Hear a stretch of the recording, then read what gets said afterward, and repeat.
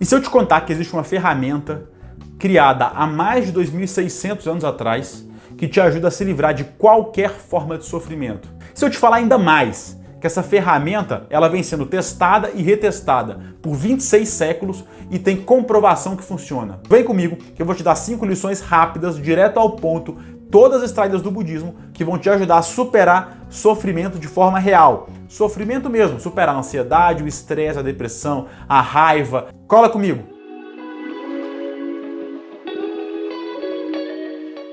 A primeira lição é cuidado com o desejo.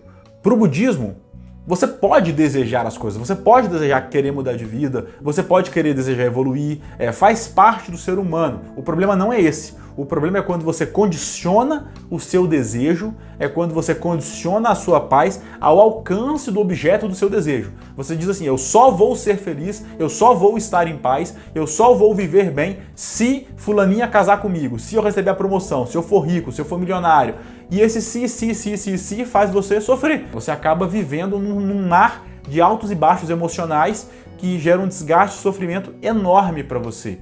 E a chave para você sair desse ciclo é você sentir gratidão, você aceitar, aprender a conviver bem com a sua situação atual. É óbvio que se você mudar de emprego, você querer ganhar mais, você querer construir um relacionamento bem sucedido com a pessoa que você ama, excelente você ter esses desejos e você ter essa vontade. Só que você pode não conseguir esses objetivos. E se você aprender a ser feliz com a sua situação atual, a ter gratidão pelo que você tem e você entender que esses seus desejos, se vierem, é um plus para a sua vida, é um ganho extra, é um ganho a maior, é um saldo positivo que você não sabia que você vai ganhar na conta, excelente. Aí você consegue se livrar desse ciclo, desse apego e ter um desejo saudável, um desejo positivo e viver uma boa vida. A segunda lição do budismo, pratique o caminho do meio. Para Buda, a felicidade, a paz, ela está longe dos extremos. Ou seja, você quer viver em paz e quer reduzir o seu sofrimento, você precisa começar a pensar em sair dos extremos. Isso é muito verdade para absolutamente tudo na tua vida. Você pensa, fazer exercício é ótimo. Fazer exercício é ótimo. Só que se você começa a fazer exercício demais, você começa a se lesionar, você começa a se machucar. E aquela atividade que era boa se torna terrível. Sair, conversar com os amigos é excelente. Agora, quando você começa a sair toda noite, deixa teu filho em casa e não cuida do teu filho, não cuida da sua família, não cuida dos seus pais, não trabalha, não estuda, não faz mais nada, isso se torna algo muito ruim, porque vai ter um custo para a sua vida lá no futuro. Ou seja, mesmo algo que pode começar bom, se você utilizar em excesso, se torna algo muito ruim.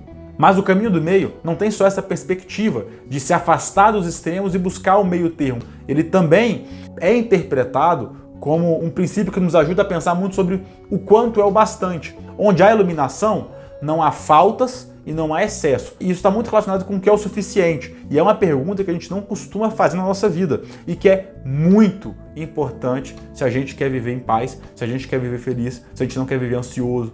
Você realmente acredita que todo mundo, para ser feliz, precisa ser a pessoa mais bonita do planeta, tem que ter 1 milhão de likes, tem que ter 100 milhões na conta, tem que ser famoso, tem que ser bem-sucedido, tem que agradar todo mundo, tem que viver feliz o tempo inteiro.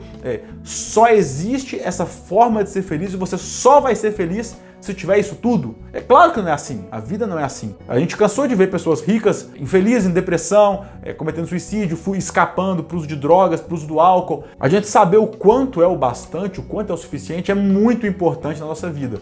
Para quem não me conhece, eu sou o André Paixão e eu te ajudo a construir uma vida mais feliz, mais em paz e livre de estados emocionais negativos, como a ansiedade, o estresse, a depressão e a raiva, utilizando o budismo, o estoicismo e a comunicação não violenta. E se o que eu falei até aqui fez sentido para você, de alguma forma te ajudou a viver um pouco melhor, a enxergar a realidade de uma forma um pouco mais positiva, faz o seguinte, clica no botão curtir e se inscreve aqui no canal. Porque quem sabe não vai ser o meu próximo vídeo que vai te ajudar a superar um estado de depressão, um estado de ansiedade, o fim de um relacionamento e a viver melhor, a viver mais em paz. A terceira lição do budismo é observe a vida com a visão correta. A gente costuma olhar a realidade sempre por meio de rótulos, por meio de um óculos, classificando tudo que a gente vê. Então todos os fatos da vida, a gente quer classificá-los como bom, como ruim, como estressante, como triste. E a gente costuma, inclusive, a exagerar nas nossas classificações. E isso é um grande problema, Porque o nosso nível de ansiedade, de estresse, de raiva, de depressão depende diretamente dos rótulos que a gente dá para os eventos que acontecem na nossa vida. Eu vou te dar um exemplo que vai ficar muito claro. Imagina se você está indo para o trabalho e fura o pneu no meio do caminho, né? Você pode rotular esse evento como uma catástrofe, como o fim do mundo, como o seu dia está horrível, a vida é uma bosta, e sentir emoções ligadas a isso, como depressão, estresse, ansiedade. Ou você pode rotular esse evento como, é uma coisa que aconteceu, faz parte da vida, né? Todo mundo que anda de carro em algum momento vai furar um pneu e vai ter que trocar. Como é que eu faço para resolver isso aqui? E classifica esse evento com um rótulo menos agressivo, com menos exagero, enxerga de forma um pouco mais objetiva, foi só um pneu que furou, que não é nada demais, e a partir disso você toma as ações para conseguir continuar dando fluxo, dando sentido para a sua vida, né? Então a forma como a gente enxerga a realidade, ela é muito importante. E uma coisa que muda disso é o seguinte: você precisa ter consciência da forma como você está rotulando os eventos e você precisa questionar os rótulos que você dá. Olha com mais objetividade e com menos intensidade. Tira essa lupa que amplifica os eventos, os rótulos, os sentimentos e olha com mais clareza. Isso é olhar para a vida com a visão correta. Quarta lição do budismo: aceite a impermanência. Buda percebeu que nada no universo é fixo e permanente. Tudo está em constante mudança. A nossa vida, os nossos relacionamentos, a própria natureza é uma mudança constante. Isso vale para tudo, inclusive para o nosso sofrimento. Ele também não é permanente.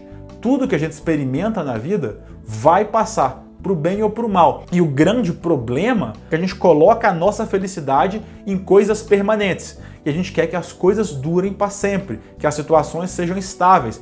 Porque a permanência nos dá uma falsa sensação de segurança. Você adora o seu emprego, você quer ficar lá, e aí você é demitido. Ou você ama o seu cônjuge e tem um relacionamento com ele, mas a forma como ele te percebe muda e ele quer um divórcio. Porque é impermanente, a forma como ele te olha muda constantemente. Você ama os seus filhos e quer que eles fiquem morando com você eternamente, mas seus filhos crescem, passam a ter vontades. Aquele seu relacionamento com o seu filho, ele muda a cada dia, né? E ele vai ter outros desejos e vai sair de casa, vai viver a vida dele. Então o grande problema é quando a gente começa a colocar a nossa felicidade em objetos, em situações, em pessoas, em coisas, em fatos, querendo que eles sejam permanentes, quando na verdade eles não são.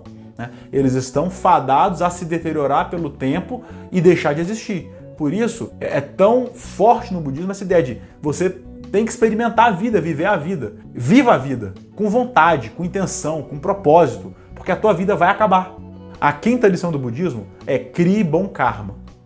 Karma no budismo não é nada mágico, não é nada místico. Ele se assemelha muito mais à lei da ação e reação da física ou à lei da semeadura no cristianismo. Karma são as consequências das ações que nós fazemos. Tudo que a gente faz no mundo gera consequências e nós somos herdeiros dessas consequências. Então, por exemplo, se você estuda, você tem muito mais chance de passar no vestibular, no concurso, de conseguir um emprego. Se você não estuda tanto, você tem menos chance.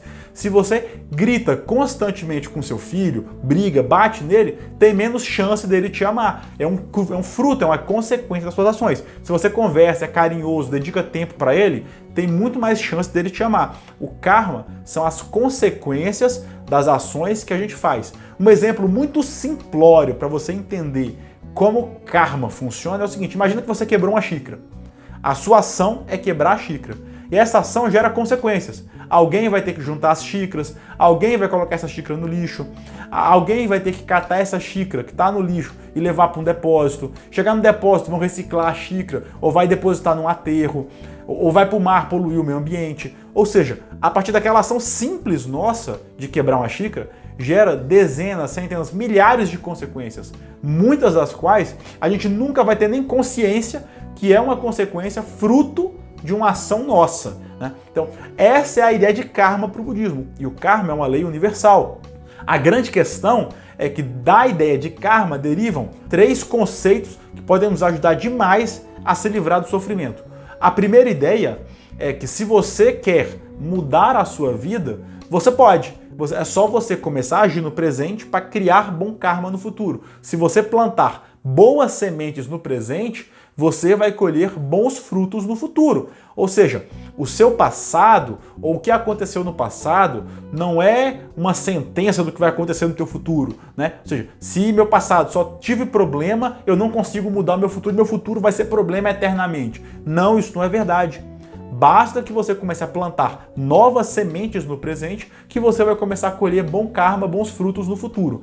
A segunda ideia importante derivada do karma é que o karma é nosso, o karma é seu, é sua responsabilidade plantar, é nossa responsabilidade plantar as sementes para colher bom karma no futuro. É claro que a gente sofre as consequências de ações que nós fazemos e a gente sofre as consequências de eventos que acontecem independente do que a gente faça. Por exemplo, você compra uma casa legal, tem uma chuva, uma enchente, destrói sua casa. Você não é culpado pela chuva, você construiu a casa corretinha, muito boa e tal, e sofreu uma consequência de uma ação da natureza, por exemplo. Mas esse não é o problema. Ou você sai na rua para ir no shopping comprar um presente para o seu filho e você é assaltado. Você sofreu as consequências de uma ação de uma outra pessoa, né? Mas esse não é o ponto. O importante do karma é que o karma são as consequências das nossas ações. É a nossa responsabilidade. A gente tem o poder de agir no presente para plantar boas sementes e gerar bom karma no futuro.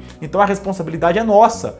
Se você está sofrendo hoje com ansiedade, com estresse, com depressão, com problema no trabalho, problema com os filhos, problema no relacionamento, você pode hoje começar a plantar pequenas sementes para gerar frutos no futuro e te ajudar a reduzir esse sofrimento. Então essa ideia de karma é libertadora, quer dizer, você não é refém do universo, você tem o poder de agência, o poder de agir no mundo para transformar e tornar o seu futuro muito melhor. E aí vem a terceira ideia derivada do karma, que o karma demanda ação.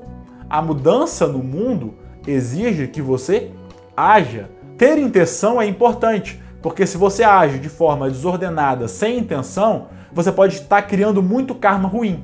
Então, por exemplo, no seu relacionamento em casa, com sua esposa, você não pensa antes de falar, você não pensa antes de agir, não pensa nas consequências das suas ações. Você pode estar agindo de modo a criar um karma ruim, que vai gerar um divórcio. Então a intenção é importante, porque a cada ação que você faz, você tem a intenção de construir bom karma. Mas não basta a intenção. Você pode ter uma lista gigantesca de intenções maravilhosas que vão te dar um futuro brilhante e vai gerar um karma super positivo e um resultado incrível. Se você não tirar nenhuma delas do papel e não começar a agir, tua vida não vai mudar. Então você precisa agir para transformar sua realidade. Que bom que você chegou até aqui e chegou no nosso bônus. O nosso bônus, eu vou te contar em 2 minutos a história de Buda, a história de Siddhartha Gautama, do Buda histórico. E ela é muito interessante porque ela se parece muito com a sua história, com a minha história, com a história de todo ser humano. Siddhartha Gautama, que é o nosso Buda histórico, ele nasceu na Índia mais ou menos 2.600 anos atrás. Se a gente for olhar para os padrões de hoje, ele era um baita playboy, porque ele nasceu filho de um rei. Então ele nasceu rico, bonito, sarado, com status, com dinheiro, com fama, casou com uma mulher linda, teve filhos e era o herdeiro do trono do pai e ia herdar todo esse poder do pai. Ou seja, ele tinha o que a gente considera hoje uma vida perfeita. E para piorar, o pai dele era um pai super protetor, porque com medo dele sair do castelo e não querer assumir o trono, deixou ele preso no castelo a maior parte da vida dele, né? Para ele não poder ver as mazelas do mundo. Então ele vivia num mundo cor-de-rosa dentro do castelo porque tinha um pai super protetor. Só que acontece que Buda vira adulto, acaba tendo curiosidade, tendo interesse para saber o que acontece fora do castelo e pede para o pai dele sair do castelo. Quando ele sai do castelo, ele descobre que existe a doença, a velhice e a morte. E aí aquilo choca ele demais. E ele começa a se questionar.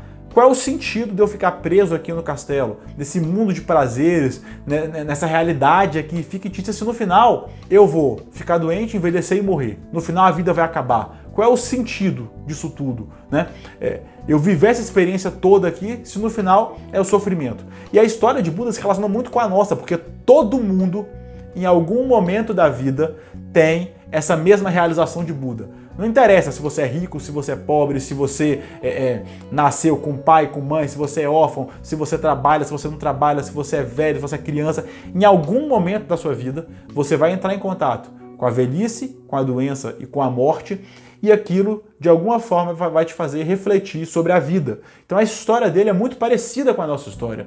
Só que aí Buda se questiona, ele fala, eu preciso descobrir uma forma de sair desse sofrimento. Esse ciclo de doença, velhice e morte, eu preciso entender qual que é o propósito dessa vida. O que eu estou fazendo aqui? E ele abre mão do trono, sai e começa a praticar um monte de coisa. Ele pratica yoga, pratica ascetismo, pratica exercício físico, pratica meditação. Até que depois de mais de 6 anos de prática, ele senta embaixo de uma árvore e ele fala, eu só vou me levantar daqui quando eu estiver iluminado, quando eu conseguir quebrar esse ciclo de sofrimento. E aí depois de meditar um bom tempo embaixo dessa árvore, ele desperta, ele acorda do ciclo do sofrimento, ele acorda e ele sai do ciclo do sofrimento. Ele entende um processo, uma metodologia, uma forma de enxergar a realidade que acaba com o sofrimento. E ele passa os próximos 40 anos de vida, mais de 40 anos na verdade, ensinando esse caminho para se livrar do sofrimento. E isso é muito parecido com a nossa vida. A gente cresce, vira um adulto, começa a sentir depressão, ansiedade, raiva, estresse, medo, insegurança, dor, doença, velhice. E a gente começa a querer procurar formas de se libertar e de sair desse ciclo de sofrimento, assim como o Buda fez. E o budismo tem uma ferramenta, uma metodologia que nos ajuda a nos libertar desse ciclo de sofrimento. Por isso o budismo ele é tão potente, porque ele não está preocupado com céu, com inferno, com vida após a morte, com misticismo, com mágica. Não, Buda chegou a se negar a discutir temas não verificáveis. O budismo está preocupado com como fazer a sua mente se acalmar, como se livrar da ansiedade, do estresse, do medo, da raiva, da preocupação, da insegurança e como conseguir viver a vida com plenitude. Essa é a preocupação do budismo.